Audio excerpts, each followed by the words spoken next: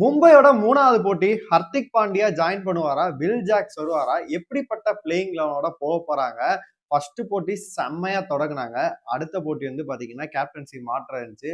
அதனால கையை விட்டு போயிருச்சு. ஹர்திக் பாண்டியா இல்லாதனாலதான் தோத்துட்டாங்க. நிறைய மாற்றங்கள் பண்ணனாலதான் தோத்துட்டாங்க அப்படின்ற விமர்சனங்கள்லாம் எழுந்துட்டு இருக்கு. 3வது போட்டியை ஜெயிக்க வேண்டிய கட்டாயத்துல இருக்காங்க. ஏன் அப்படின்னா 6வது பிளேஸ்ல இருக்காங்க. ரன் ரேட் அடிப்படையில பார்க்கும்போது ரொம்பவே மைனஸ்ல இருக்கு. ஆனா ஆர்ஆர் வந்து செகண்ட் பொசிஷன்ல ரன் ரேட்டு பிளஸ்ல இருக்கு. சூப்பரா இருக்காங்க. அவனோட பிளேயிங் லெவலும் செம்மையா இருந்துச்சு. லாஸ்ட்டுமே ஜிடி கூட பார்த்தோம். கடைசி வரைக்கும் விட்டு கொடுக்காம போய் துஷார் தேஷ்பாண்டே வச்சு வேற லெவல்ல ஜெயிச்சாங்க அப்படின்னே சொல்லலாம். இந்த 3வது போட்டி யார் ஜெயிக்க வாய்ப்பு இருக்கு, அதே மாதிரி பிளேயிங் லெவன் எப்படி அமைய போகுது எல்லாத்தையுமே நம்ம ஃபுல்லாவே பார்த்துடலாம். ஹாய் மக்களே, நான் உங்க ஷாம். நிறைய பேர் வீடியோ பார்க்குறீங்க, லைக்கே பண்ண மாட்டீங்க. லைக் பண்ணாதனால இந்த வீடியோ யாருக்குமே ஷேர் ஆக முடியாது. முடிஞ்ச அளவு லைக் பண்ணிட்டு பாருங்க. ஒரு ரெக்வஸ்டா வைக்கிறேன். ஹைப் இருக்கவங்க ஹைப்பை கூட தட்டி விடுங்க. உங்களோட கருத்துக்கள் எல்லாத்தையுமே கமெண்ட் பாக்ஸ்ல போடுங்க. வீடியோக்குள்ள போயிடலாம். அதாவது மும்பையை பொறுத்தளவு பார்த்தீங்கன்னா எப்போதும் வந்து அவங்கள பொறுத்த இதே சேம் காம்பினேஷனோட போகணும் அப்படின்லாம் நினைக்கவே மாட்டாங்க. இப்போ சிஎஸ்கே பொறுத்தளவு எத்தனை தடவை நீ பண்ணாலும் உன்னை நாங்கள் வச்சிருப்போம்டா அப்படின்ற மாதிரி வந்து தீபக் கூடாவா இருக்கட்டும், போன வருஷத்தை சொல்றேன். அதே மாதிரி காம்பினேஷன்ல ராகுல் திரிபாதி வந்து ட்ரை பண்ணிக்கிட்டே இருந்தாங்க கடைசி வரைக்கும். ரசிகர்களே டென்ஷன் ஆயிட்டாங்க. ஏய் எப்பதான்டா இவனை டிராப் பண்ணுவீங்க, அவனுக்கு விட்டுருங்கடா அப்படின்ற மாதிரி இருந்துச்சு. போன வருஷமே சம்மர் ரிஸ்விக்கு நல்ல இந்த மாதிரி வாய்ப்பு கொடுத்துருந்தாங்க அப்படின்னா இந்நேரம் தலைவன் வந்து பாத்தீங்கன்னா ஆரஞ்சு கேப் வாங்கிட்டு உட்காந்துருக்காப்ல. இந்நேரம் பேட்டிங்ல எல்லாம் தெரிக்க விட்டுருப்பாப்ல. அது ஏன்னு சொல்லிட்டு அவங்க தான் சொல்லி ஆகணும். நம்ம சொல்றதுக்கு ஒண்ணும் இல்லை. அந்த மாதிரி மும்பையை பொறுத்தளவு அதுக்கெல்லாம் தயங்கவே மாட்டாங்க. எப்ப வேணா பிளேயிங் லெவன் வந்து பாத்தீங்கன்னா மாத்திக்கிட்டே இருப்பாங்க. இன்னைக்கு வந்து பிளே ஆஃப் நடக்குது அப்படின்னா அப்போ கூட ஒரு மாற்றங்கள் வந்து ஏற்படுத்துவாங்க. போன சீசன் நம்ம பார்த்திருந்தோம். அதனால அவங்களோட பிளேயிங் லெவன் வந்து பாத்தீங்கன்னா எப்போதும் வந்து மாத்திக்கிட்டே தான் இருப்பாங்க. கவலையே பட மாட்டாங்க. நம்ம இறங்கி அடிப்போம்டா அப்படின்ற மாதிரிதான் போவாங்க. இப்ப என்ன வந்திருக்க தகவல் அப்படின்னா ஹர்திக் பாண்டியா வந்து ஃபிட் ஆயிட்டாரு. பிராக்டிஸ் வீடியோ எல்லாம் பார்க்கும்போது தலைவன் ஃபுல் ஃபிட் போல இருக்கு. கண்டிப்பா வந்து பாத்தீங்கன்னா ஒரு சம்பவம் பண்ணுவார் போல இருக்கு. அந்த மாதிரிதான் இருக்கு.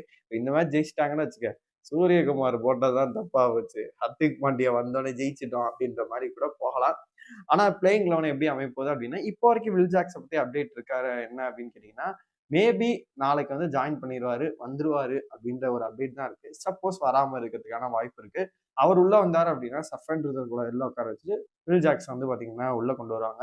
பிளேயிங் லெவன் எப்படி அமைப்போகுது அப்படின்னா ரோஹித் சர்மா, ரியான் ரிக்கில்டன், திலக் வர்மா, சூரியகுமார் யாதவ், நமந்தீர், ஹர்திக் பாண்டியா, அப்புறமேட்டு வந்து பாத்தீங்கன்னா வில் ஜாக்ஸ் வந்தா வில் ஜாக்ஸ், இல்லைன்னா சஃபன் ரிசர்வோட போவாங்க.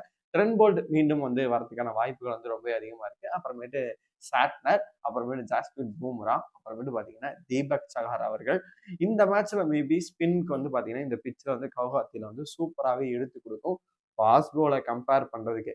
அதனால மயான் மார்க்கண்டேவா இருக்கட்டும், நமந்தீரா இருக்கட்டும், இவங்களுக்கெல்லாம் வந்து பாத்தீங்கன்னா நல்ல யூஸ்ஃபுல்லா இருக்கும். அதே மாதிரி சாட்னருக்கு வந்து சூப்பராகவே யூஸ்ஃபுல்லா இருக்கும். வில் ஜாக்ஸ் வந்துட்டாரா அப்படின்னா போடு, பேட்டிங்கும் ஸ்ட்ரென்த்தனு, பவுலிங் பார்த்தீங்கன்னா அவர் வந்து ஸ்பின்னும் சூப்பராக போட்டுருவார். அவர் வரல அப்படின்னா கண்டிப்பாகவே வந்து பார்த்தீங்கன்னா மயான் மார்க்கண்டே பதிலாக ரகு சர்மான்னு ஒருத்தர் இருக்காரு. அவரை மேபி ட்ரை பண்றதுக்கான வாய்ப்பு இருக்கு. ஏன்னா போன வருஷம் விக்னேஷ் புத்தூர்ன்றவர் நமக்கு யாருக்குமே தெரியாது. அஸ்வினி குமார்ன்றவர் நமக்கு யாருக்குமே தெரியாது. முதல் மேட்சே கூட்டு வந்து அந்த பையன் பார்த்தீங்கன்னா 3 விக்கெட் எடுத்தாப்ல. அஸ்வினி குமார் அதே மாதிரி தேவைப்படுற இடத்துல விக்கெட் எடுத்திருக்காங்க. அதனால மும்பையை பொறுத்தளவு யாரை வேணா எப்ப வேணா இறக்குவாங்க. அதுக்கான வெயிட் பண்ணி தான் காத்திருந்து ஒரு சர்ப்ரைஸா தான் இருக்கும். இந்த பிளேயிங் போவாங்க.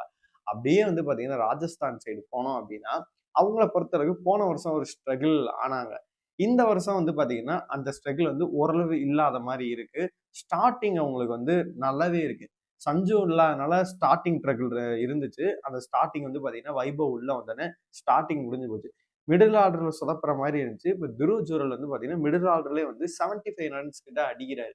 பினிஷரா வந்து பாத்தீங்கன்னா ஹிட்மேரை வந்து இப்போ வச்சிருக்காங்க. டானோன் ஃபெரேரா, ஹிட்மேரு, அப்புறமேட்டு ரியான் பராக், இவங்க தான் வந்து பாத்தீங்கன்னா கொஞ்சம் லைட்டா வந்து சொதப்புறாங்க. அப்படி பினிஷிங் மட்டும் ஓரளவு அமைஞ்சிருச்சு அப்படின்னா கண்டிப்பா வந்து பாத்தீங்கன்னா பிளே ஆஃப் போறதுக்கான வாய்ப்பு வந்து ரொம்பவே அதிகமா இருக்கு. பவுலிங்கை பொறுத்தளவு ரவி கிருஷ்ணாய் அவர் தான் வந்து பர்பிள் கேப் வச்சிருக்காரு. போன மேட்ச் ஓவர்கள் நிறைய போட்டு ரன்னை விட்டு கொடுத்தாலுமே 4 விக்கெட் வந்து நறுக்குன்னு எடுத்திருந்தாரு துஷார் தேஷ்பாண்டே.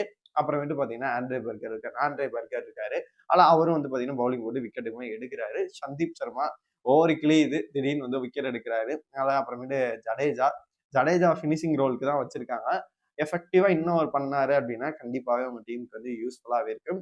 அப்புறமேட்டு ஆர்ச்சர் இந்த காம்பினேஷனோட தான் போறதுக்கான வாய்ப்பு இருக்கு. மேபி சந்தீப் சர்மா டிராப் பண்ணிட்டு யாராச்சும் ட்ரை பண்றதுக்கும் வாய்ப்புகள் இருக்கு. இந்த 2 டீமை வந்து கம்பேர் பண்ணி பார்க்கறதுல பேட்டிங் சூப்பரா இருக்கு. ஆர்ஆர பொறுத்தளவு. அதே மாரி வந்து பார்த்தீங்கன்னா, மும்பைய பொறுத்தவரை என்ன ஃபால்ஸ் அப்டின்னா, நீங்க சிஎஸ்கேவோட பொருத்தி பார்த்துக்கலாம்.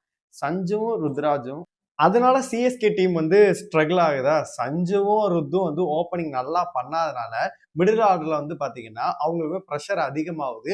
அதனால அதிக ரன் வந்து அவங்களால கன்சியூம் பண்ண முடியல. அதே நிலைமை தான் லாஸ்ட் மேட்ச்ல வந்து பார்த்தீங்கன்னா, மும்பைக்கு வந்து ஏற்பட்டுச்சு. ரோஹித் சர்மாவும், ரியான் டிக்லரும் உடனே அவுட் ஆனதுனால வந்து பார்த்தீங்கன்னா, பார்ட்னர்ஷிப் பில்ட் பண்ண முடியல.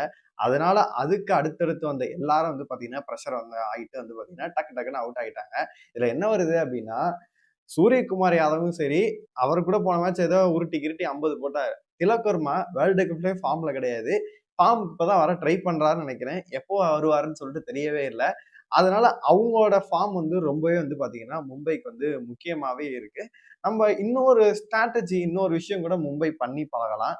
மேபி வந்து சூரியகுமார் அண்ட் திலக் வர்மா வந்து எப்படி அவங்க யூஸ் பண்றாங்க அப்படின்னா, ரோஹித் சர்மா அவுட் ஆனா சூரியகுமார், ரியான் டிக்கில்டன் அவுட் ஆனா திலக் இப்படின்ற ஒரு லெஃப்ட் ரைட் காம்பினேஷன்ல வச்சிருக்காங்க.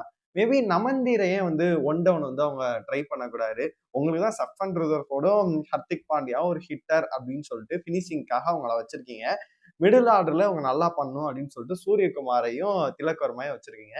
திலக் வர்மா அந்த அளவு சைன் பண்ண இல்ல. சரி ஒன் டவுன் இறக்குறதுக்கு பதிலாக மேபி வந்து நமந்தீரை முன்னாடி இறக்குனா மேபி பாசிட்டிவா எதுவும் நடக்கும் அப்படின்ற மாதிரி என்னோட ஒப்பீனியன். உங்களோட ஒப்பீனியன் வந்து கமெண்ட் பாக்ஸ்ல போடுங்க. அதனால பேட்டிங் வந்து ரோஹித் அண்ட் ரியான் டிகன் அடிச்சா மட்டும்தான் வந்து பாத்தீங்கன்னா பேஸ்மெண்ட் போட முடியும். அதே மாதிரி பவுலிங்கை பொறுத்தளவு பாத்தீங்கன்னா பூம்ரா வந்து எப்போதுமே வந்து காப்பாத்திடுவாரு. இப்ப ஹர்திக் பாண்டியா உள்ள வந்துட்டாருன்னா அவரும் பவர் பிளேலயும் ஓவர் போடுவாரு. மிடில் அங்கங்க ஓவரை போட்டு மேட்சை பண்ணிடுறாரு. தீபக் சஹர் ஃபர்ஸ்ட் மேட்சே வந்தோடனே வந்து பாத்தீங்கன்னா செம்மையா பண்றாரு. ஆனா அவரை வந்து எப்போதுமே நம்பலாம். இந்த மேட்ச் எனக்கு என்னமோ ட்ரெண்ட் போல்ட உள்ள கொண்டு வருவாங்க அப்படின்ற மாதிரி தோணுது. ட்ரெண்ட் போல்ட் அண்ட் வந்து சாட்னர் இவங்க கண்டிப்பா வந்து பாத்தீங்கன்னா ஒரு நம்பிக்கை நட்சத்திரமா இருப்பாங்க. ரகு சர்மாவா இல்ல மயான் மார்க்கண்டேயான்னு பார்க்கும்போது மயான் மார்க்கண்டே ஓவர் கிழியுது. விக்கெட்டுகள் அந்த அளவுல பாத்தீங்கன்னா எடுக்க மாட்டேங்கிறாரு. மேபி ரகு சர்மா வந்து ட்ரை பண்ணலாம். எக்ஸ்பீரியன்ஸ் கூட ஒரு 30 வயசுக்கு மேல ஆகுது. மேபி ட்ரை பண்ணா நல்லா இருக்கும் அப்படின்ற மாதிரி தான் இருக்கு. அப்படியே ஆர்ஆர் சைடு போனோம் அப்படின்னா அவங்க ஸ்டார்டிங் தொடக்கம் தான் வந்து அவ்வளவு சூப்பரா இருக்கு. மிடில் ஆர்டர்ல தான் வந்து பாத்தீங்கன்னா சொதப்பல் இருந்துச்சு. துருவ் வந்து இப்ப நல்லா பண்றாரு. பினிஷிங் அவங்கள ஆள்ல. பவுலிங்கை பொறுத்தளவு பாத்தீங்கன்னா ஆர்ச்சர் அப்புறமேட்டு வந்து பாத்தீங்கன்னா ஒரு சில பேரை வந்து இப்ப ரவி பிஷ்னாய் ஒரு சில பேரை வந்து தான் நம்பி இருக்காங்க. இன்னொரு ஃபாஸ்ட் பவுலிங்க்கு அவங்களுக்கு வந்து பாத்தீங்கன்னா கொஞ்சம் வீக்கா இருக்க மாதிரி தான் இருக்கு. ஸ்பின்னை பொறுத்தளவு ரியான் பராக் போடுவாரு. அதே மாதிரி இப்ப விஸ்னா இருக்காரு.